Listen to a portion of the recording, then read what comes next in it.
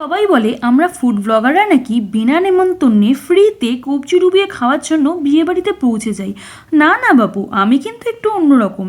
অবশ্যই ইনভাইটেশন পেয়ে পৌঁছে গেছিলাম নৈহাটির সোয়াদ বিরিয়ানি দাদার রিসেপশানে। আর রিসেপশানে যাচ্ছি, একটু তো সাজুগুজু বানতা হয়, তাই না?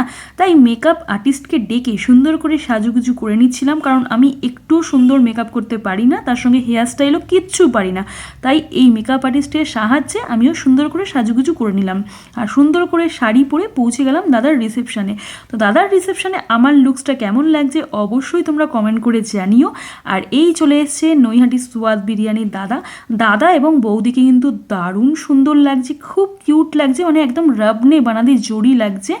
আর দাদার সঙ্গে একটু গল্প করার পরই আমরা পৌঁছে গেছিলাম স্টার্টারের কাউন্টারে কিন্তু করেছে ভেজ পাকোড়া। ভেজ পাকোড়াটা বেশ ভালো ছিল, আমার তো ব্যাপক লেগেছিল। এরপরে আমি চলে গেলাম ফার্স্ট ব্যাচে খাবার দাবার খেতে। প্রথমেই চলে এলো ডিমের ডেভিল আর তার সঙ্গে স্যালাড। ডিমের ডেভিলটা খেতে কিন্তু বেশ ভালো ছিল, আর স্যালাডে তো সত্যিই কোনো রিভিউ হয় না। ডিমের ডেভিলটা খাওয়ার সাথে সাথেই চলে এলো রাধা বল্লভী, একদম ফুলকো ফুলকো রাধা বল্লভী, সঙ্গে ছিল চানা মশলা।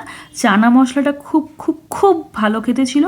আর তারপরেই চলে এলো বিরিয়ানি। এখানে আলু বিরিয়ানি করেছিলেন আর তার সঙ্গে ছিল চিকেন কষা।